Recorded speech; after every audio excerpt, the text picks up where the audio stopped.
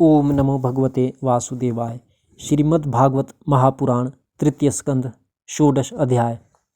जय विजय का वैकुंठ से पतन। श्री ब्रह्मा जी ने कहा, देवगण, जब योगनिष्ठ सनकादि मुनियों ने इस प्रकार स्तुति की तब वैकुंठ निवास श्रीहरि ने उनकी प्रशंसा करते हुए यह कहा। श्री भगवान ने कहा, मुनिगण, ये जय विजय मेरे पार्षद हैं। उन्होंने मेरी कुछ भी परवाह ना करके आपका बहुत बड़ा अपराध किया है। आप लोग भी मेरे अनुगत भक्त हैं, अतः इस प्रकार मेरी ही अवज्ञा करने के कारण आपने इन्हें जो दंड दिया है वह मुझे भी अभिमत है। ब्राह्मण मेरे परम आराध्य हैं। मेरे अनुचरों के द्वारा आप लोगों का जो तिरस्कार हुआ है उसे मैं अपना ही किया हुआ मानता हूँ। इसलिए मैं आप लोगों से प्रसन्नता की भिक्षा मांगता हूँ। सेवकों के अपराध करने पर संसार उनके स्वामी का ही नाम लेता है। वह अपयश उसकी कीर्ति को इस प्रकार दूषित कर देता है जैसे त्वचा को कर्म रोग। मेरी निर्मल सुयश सुधा में गोता लगाने से चांडाल पर्यंत सारा जगत तुरंत पवित्र हो जाता है। इसीलिए मैं विकुंठ कहलाता हूँ, किंतु यह पवित्र कीर्ति मुझे आप लोगों से ही प्राप्त हुई है। इसलिए जो कोई आपके विरुद्ध आचरण करेगा वह मेरी भुजा ही क्यों ना हो, मैं उसे तुरंत काट डालूंगा। आप लोगों की सेवा करने से ही मेरी चरण रज को ऐसी पवित्रता प्राप्त हुई है कि वह सारे पापों को तत्काल नष्ट कर देती है, और मुझे ऐसा सुंदर स्वभाव मिला है कि मेरे उदासीन रहने पर भी लक्ष्मी जी मुझे एक क्षण के लिए भी नहीं छोड़ती।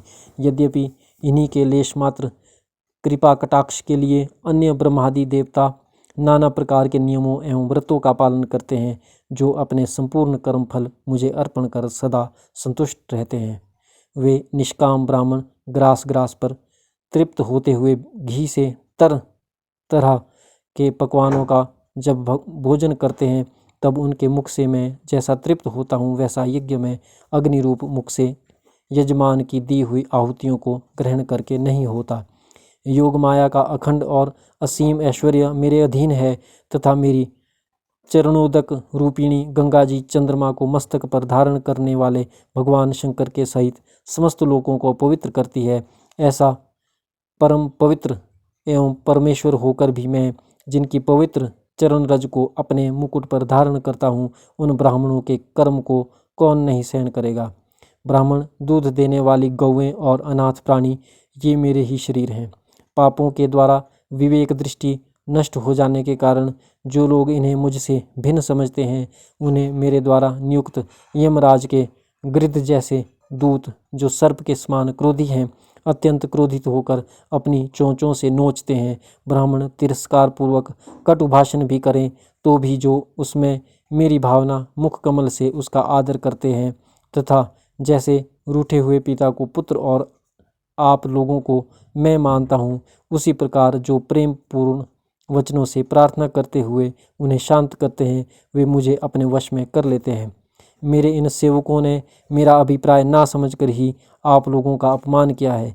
इसलिए मेरे अनुरोध से आप केवल इतनी कृपा कीजिए कि इनका यह निर्वासन काल शीघ्र ही समाप्त हो जाए। ये अपने अपराध के अनुरूप अधम गति को भोग कर शीघ्र ही मेरे पास लौट आए। श्री ब्रह्मा जी कहते हैं, देवताओं, सनकादि मुनि क्रोध रूप सर्प से डसे हुए थे तो भी उनका चित्त अंतःकरण को प्रकाशित करने वाली भगवान की मंत्रमयी सुमधुर वाणी सुनते सुनते तृप्त नहीं हुआ। भगवान की उक्ति बड़ी ही मनोहर और थोड़े अक्षरों वाली थी, किंतु वह इतनी अर्थपूर्ण, सारयुक्त, दुर्विज्ञेय और गंभीर थी कि बहुत ध्यान देकर सुनने और विचार करने पर भी वे यह ना जान सके कि भगवान क्या करना चाहते हैं। भगवान की इस अद्भुत उदारता को देखकर वे बहुत आनंदित हुए और उनका अंग अंग पुलकित हो गया। फिर योग माया के प्रभाव से अपने परम ऐश्वर्य का प्रभाव प्रकट करने वाले प्रभु से वे हाथ जोड़कर कहने लगे। मुनियों ने कहा, स्वप्रकाश भगवान, आप सर्वेश्वर होकर भी जो यह कह रहे हैं कि यह आपके मुझ पर बड़ा अनुग्रह। मुनियों ने कहा, स्वप्रकाश भगवान, आप सर्वेश्वर होकर भी जो यह कह रहे हैं कि यह आपने मुझ पर बड़ा अनुग्रह किया, सो इससे आपका क्या अभिप्राय है, यह हम नहीं जान सके हैं। प्रभु, आप ब्राह्मणों के परम हितकारी हैं। इससे लोक शिक्षा के लिए आप भले ही ऐसा माने कि ब्राह्मण मेरे आराध्य देव हैं, वस्तुतः तो ब्राह्मण तथा देवताओं के भी देवता, ब्रह्मादि के भी आप ही आत्मा और आराध्य देव हैं। सनातन धर्म आपसे ही उत्पन्न हुआ है। आपके अवतारों द्वारा ही समय समय पर उसकी रक्षा होती है तथा निर्विकार स्वरूप आप ही धर्म के परम गुह्य रहस्य हैं। यह शास्त्रों का मत है।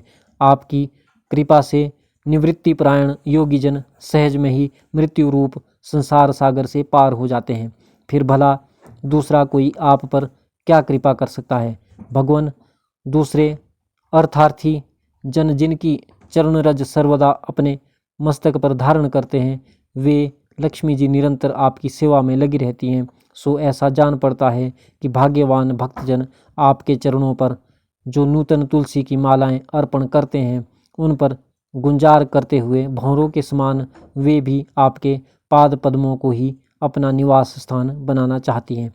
किंतु अपने पवित्र चरित्रों से निरंतर सेवा में तत्पर रहने वाली उन लक्ष्मी जी का भी आप विशेष आदर नहीं करते। आप तो अपने भक्तों से ही विशेष प्रेम रखते हैं। आप स्वयं ही संपूर्ण भजनीय गुणों के आश्रय हैं। क्या जहाँ तहाँ विचरते हुए ब्राह्मणों के चरणों में लगने से पवित्र हुई मार्ग की धूलि और श्रीवत्स का चिन्ह आपको पवित्र कर सकते हैं? क्या इनसे आपकी शोभा बढ़ सकती है?